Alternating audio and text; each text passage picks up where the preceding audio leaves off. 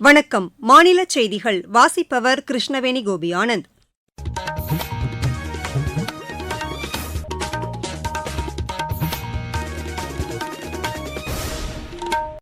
தலைப்புச் செய்திகள். உலகின் 3வது பெரிய பொருளாதார நாடாக இந்தியா அடுத்த ஆண்டுக்குள் உருவெடுக்கும் என்று மத்திய உள்துறை அமைச்சர் திரு அமித் ஷா தெரிவித்துள்ளார். வளர்ச்சியடைந்த இந்தியாவிற்கான ஊரக வேலைவாய்ப்பு உறுதி மற்றும் வாழ்வாதார சட்டத்தின் பலன்கள் மக்களுக்கு கிடைத்து வருவதாக மத்திய அமைச்சர் திரு கிரண் ரிஜிஜூ கூறியுள்ளார். இலங்கை கடற்படையினரால் சிறைப்பிடிக்கப்பட்ட அனைத்து தமிழக மீனவர்களையும் உடனடியாக விடுவிக்க தூதரக நடவடிக்கைகளை மேற்கொள்ளுமாறு முதலமைச்சர் திரு மு க ஸ்டாலின் மத்திய அரசை வலியுறுத்தியுள்ளார். இந்திய தனித்துவ அடையாள ஆணையத்தின் நேரடி கட்டுப்பாட்டில் செயல்படும் தமிழகத்தின் 2வது ஆதார் சேவை மையம் இன்று சென்னை அண்ணா நகரில் தொடங்கப்பட்டது. இந்திய ஓபன் பேட்மிண்டன் போட்டியில் இந்தியாவின் ட்ரீசா ஜாலி, காயத்ரி கோபிசந்த் இணை காலிறுதிக்கு முந்தைய சுற்றுக்கு முன்னேறியுள்ளது. இனி விரிவான செய்திகள். உலகிலேயே 3வது பெரிய பொருளாதார நாடாக இந்தியா அடுத்த ஆண்டுக்குள் உருவெடுக்கும் என்று மத்திய உள்துறை அமைச்சர் திரு அமித் ஷா தெரிவித்துள்ளார். குஜராத் காந்திநகர் மாவட்டம் மான்சாவில் பொதுக்கூட்டத்தில் இன்று உரையாற்றிய அவர் 2047ஆம் ஆண்டுக்குள் அனைத்து துறைகளிலும் இந்தியாவை உலகிலேயே முன்னணி நாடாக மாற்ற அரசு உறுதிபூண்டுள்ளதாக கூறினார். இந்நிகழ்ச்சியில் 267 கோடி ரூபாய் மதிப்பிலான பல்வேறு திட்டங்களை அவர் தொடங்கி வைத்தார். சோம்நாத் கோவில் நாட்டின் அடையாளமாக திகழ்வதாக கூறிய அவர் இந்த ஆண்டு முழுவதும் சோம்நாத் பெருமை திருவிழா கொண்டாடப்படுவதாக தெரிவித்தார். வரும் 2036இல் அகமதாபாத்தில் ஒலிம்பிக் போட்டிகளை நடத்த முயற்சிகள் மேற்கொண்டு வருவதாக கூறிய திரு அமித் ஷா, உலக விளையாட்டு மையமாக அகமதாபாத் உருவெடுத்துள்ளதாக குறிப்பிட்டார்.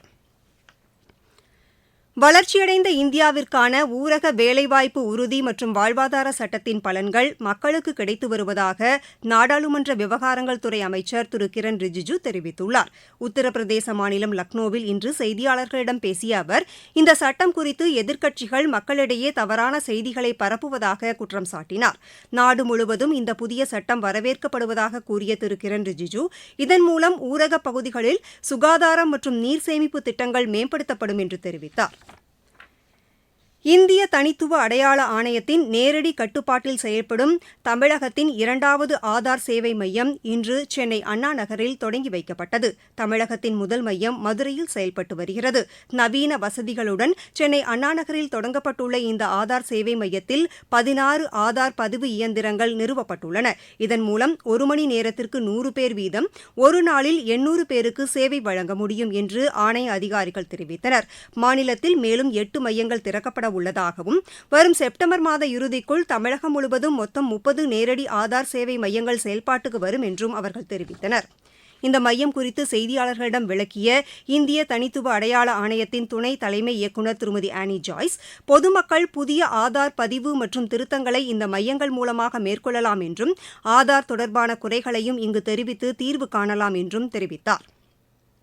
5 வயதுக்கு உட்பட்ட குழந்தைகளுக்கு கைவிரல் ரேகை பதிவு செய்யப்படாமல் இருந்தால் பயோமெட்ரிக் புதுப்பித்தல் கட்டாயம் என்றும் அவர் கூறினார். 10 ஆண்டுகளுக்கு முன் ஆதார் எடுத்த பெரியவர்கள் முகவரி மற்றும் தொலைபேசி எண் மாற்றம் போன்ற விவரங்கள் இருந்தால் புதுப்பித்துக் கொள்ளலாம் என்றும் அவர் தெரிவித்தார். இந்நிகழ்ச்சியில் சிறப்பு விருந்தினராக கலந்து கொண்ட மாநில அரசின் மின் ஆளுமை முகமையின் தலைமைச் செயல் அதிகாரி டாக்டர் ஆல்ஃபி ஜான் வர்கீஸ், மாநிலத்தில் வயது வந்தோருக்கான ஆதார் பதிவு 100% நிறைவடைந்துள்ளதாக கூறினார். தற்போது குழந்தைகளுக்கான புதுப்பித்தல் பணிகளில் கவனம் செலுத்தப்பட்டு வருவதாகவும் அவர் தெரிவித்தார்.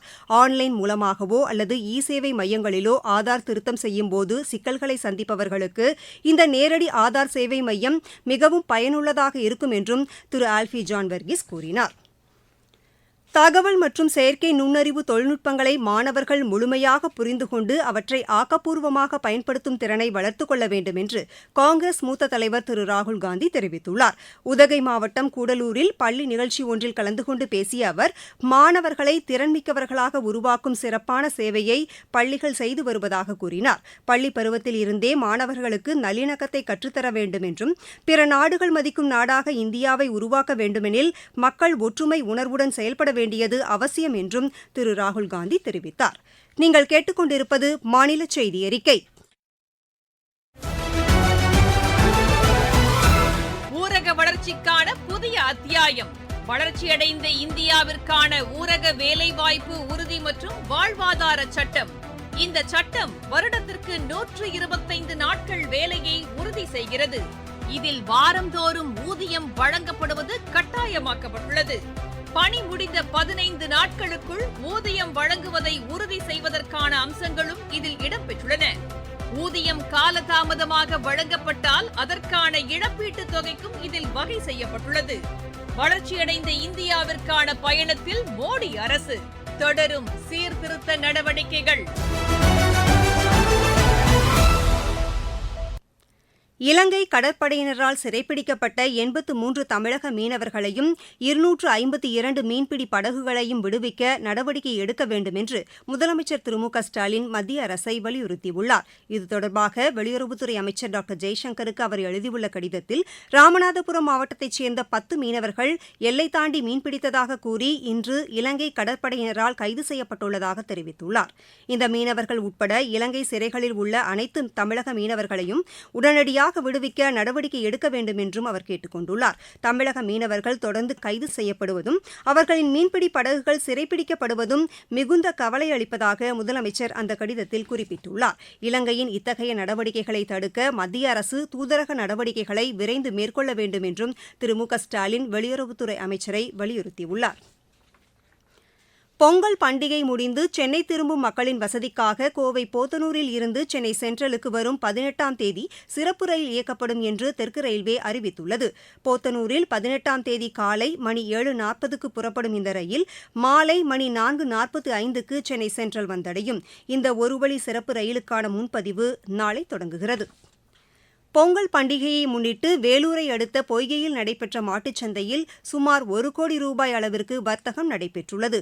தமிழகம் மட்டுமின்றி ஆந்திரா, கர்நாடகாவிலிருந்தும் கொண்டுவரப்பட்ட மாடுகள் விற்பனை செய்யப்பட்டதாக எமது செய்தியாளர் தெரிவிக்கிறார். தமிழகத்தின் முக்கிய கால்நடை வாரச்சந்தைகளில் வேலூர் அருகே உள்ள பொய்கை மாட்டுச்சந்தை குறிப்பிடத்தக்க ஒன்றாகும். நாளை மறுதினம் பொங்கல் பண்டிகை கொண்டாடப்பட உள்ள நிலையில் வழக்கத்தை விட இந்த சந்தையில் கறவை மாடுகள், ஜெர்சி கலப்பின மாடுகள், காளைகள், உழவு மாடுகள் என 2000க்கும் மேற்பட்ட மாடுகள் விற்பனைக்காக கொண்டு வரப்பட்டன. கால்நடைகள் விற்பனை தவிர வரும் 16ஆம் தேதி மாட்டுப் பொங்கல் பண்டிகை கொண்டாடப்பட உள்ளதால் கால்நடைகளுக்கு தேவையான கயிறுகள், கழுத்து மணிகள், சங்குகள் உள்ளிட்ட பல்வேறு அலங்கார பொருட்களையும் விற்பனைக்கு கொண்டு வரப்பட்டன. இதன் காரணமாக இன்று சுமார் ரூபாய் 1 கோடியை தாண்டி வர்த்தகம் நடைபெற்று இருப்பதாக விவசாயிகளும் கால்நடை வியாபாரிகளும் மகிழ்ச்சி அடைந்துள்ளனர். வேலூரில் இருந்து மோகன். மாவட்டச் செய்திகள். சென்னை ஓட்டேரி தொடக்கப்பள்ளியில் 4 கோடியே 58 லட்சம் ரூபாய் மதிப்பீட்டிலான புதிய கட்டிடம் கட்டுவதற்கான பணிகளை மாநில அமைச்சர் திரு சேகர்பாபு இன்று அடிக்கல் நாட்டி தொடங்கி வைத்தார். பெரம்பலூர் மாவட்ட ஆட்சியர் அலுவலகத்தில் சமூக நலன் மற்றும் உரிமைத்துறையின் மூலம் 60 மகளிருக்கு நிதி உதவிகளை மாநில அமைச்சர் திரு சிவசங்கர் இன்று வழங்கினார். தருமபுரி மாவட்டத்தில் தலைக்கவசம் அணிவது குறித்த இருசக்கர வாகன விழிப்புணர்வு பேரணியை அம்மாவட்ட காவல் கண்காணிப்பாளர் திரு மகேஸ்வரன் கொடியசைத்து தொடங்கி வைத்தார். தேனி மாவட்ட ஆட்சியர் அலுவலகத்தில் அரசு அலுவலர்களால் கொண்டாடப்பட்ட சமத்துவ பொங்கல் விழாவில் ஆட்சியர் திரு ரஞ்சித் சிங் கலந்து கொண்டார். செங்கல்பட்டு மாவட்டம் பையனூரில் தனியார் பல்கலைக்கழகம் சார்பில் 9 முதல் 12ஆம் வகுப்பு வரை பயிலும் அரசு மற்றும் தனியார் பள்ளிகள் இடையேயான அறிவியல் மற்றும் தொழில்நுட்ப கண்காட்சியின் இறுதிச்சுற்றுப் போட்டிகள் இன்று நடைபெற்றன. திண்டுக்கல் மாவட்டம் நத்தம் அரசு கல்லூரியில் நடைபெற்ற சமத்துவ பொங்கல் விழாவில் தமிழர்களின் பாரம்பரிய நடனம் மற்றும் விளையாட்டுப் போட்டிகள் நடைபெற்றன. நாகை மாவட்டத்தில் தனியார் பள்ளி ஒன்றில் இயற்கை விவசாயத்தில் தயாரிக்கப்பட்ட கைக்குத்தல் அரிசியினை கொண்டு பொங்கல் சமைத்து மாணவ மாணவியர் சமத்துவ பொங்கலை கொண்டாடினர். ஈரோடு மாவட்டம் சத்தியமங்கலம் புலிகள் காப்பக பகுதியில் சட்டவிரோதமாக செயல்பட்டு வந்த 42 தங்கும் விடுதிகளுக்கு உயர்நீதிமன்ற உத்தரவின் அடிப்படையில் சீல் வைக்கும் பணி தொடங்கியுள்ளது. தேனி மாவட்டம் மஞ்சளாறு அணையிலிருந்து தேனி மற்றும் திண்டுக்கல் மாவட்டங்களின் குடிநீர் தேவைக்காக வினாடிக்கு 200 கன அடி வீதம் தண்ணீர் திறந்துவிடப்பட்டுள்ளது. விளையாட்டுச் செய்திகள். இந்திய ஓபன் பேட்மிண்டன் போட்டியில் இந்தியாவின் ட்ரீசா ஜாலி, காயத்ரி கோபிசந்த் இணை காலிறுதிக்கு முந்தைய சுற்றுக்கு முன்னேறியுள்ளது. புதுதில்லியில் இன்று தொடங்கிய இப்போட்டியின் மகளிர் இரட்டையர் பிரிவு முதல் சுற்று ஆட்டத்தில் இந்த இணை 21-15, 21-11 என்ற செட் கணக்கில் தாய்லாந்தின் சுகிதா சுவாச்சாய் ஆர்னிச்சா இணையை வென்றது. ஆடவர் ஒற்றையர் பிரிவில் இந்தியாவின் லக்ஷ்யா சென் இரண்டாவது சுற்றுக்கு முன்னேறியுள்ளார். இன்று நடைபெற்ற முதல் சுற்று ஆட்டத்தில் அவர் 21-12, 21-15 என்ற செட் கணக்கில் சக நாட்டு வீரர் ஆயுஷ் ஷெட்டியை வென்றார். மீண்டும் தலைப்புச் செய்திகள். உலகின் மூன்றாவது பெரிய பொருளாதார நாடாக இந்தியா அடுத்த ஆண்டுக்குள் உருவெடுக்கும் என்று மத்திய உள்துறை அமைச்சர் திரு அமித்ஷா தெரிவித்துள்ளார். வளர்ச்சியடைந்த இந்தியாவிற்கான ஊரக வேலைவாய்ப்பு உறுதி மற்றும் வாழ்வாதார சட்டத்தின் பலன்கள் மக்களுக்கு கிடைத்து வருவதாக மத்திய அமைச்சர் திரு கிரண் ரிஜிஜூ கூறியுள்ளார். இலங்கை கடற்படையினரால் சிறைப்பிடிக்கப்பட்ட அனைத்து தமிழக மீனவர்களையும் உடனடியாக விடுவிக்க தூதரக நடவடிக்கைகளை மேற்கொள்ளுமாறு முதலமைச்சர் திரு மு க ஸ்டாலின் மத்திய அரசை வலியுறுத்தியுள்ளார். இந்திய தனித்துவ அடையாள ஆணையத்தின் நேரடி கட்டுப்பாட்டில் செயல்படும் தமிழகத்தின் 2வது ஆதார் சேவை மையம் இன்று சென்னை அண்ணா நகரில் தொடங்கப்பட்டது. இந்திய ஓபன் பேட்மிண்டன் போட்டியில் இந்தியாவின் த்ரிஷா ஜாலி, காயத்ரி கோபிசந்த் இணை காலிறுதிக்கு முந்தைய சுற்றுக்கு முன்னேறியுள்ளது. இத்துடன் இந்த செய்தியறிக்கை நிறைவடைகிறது.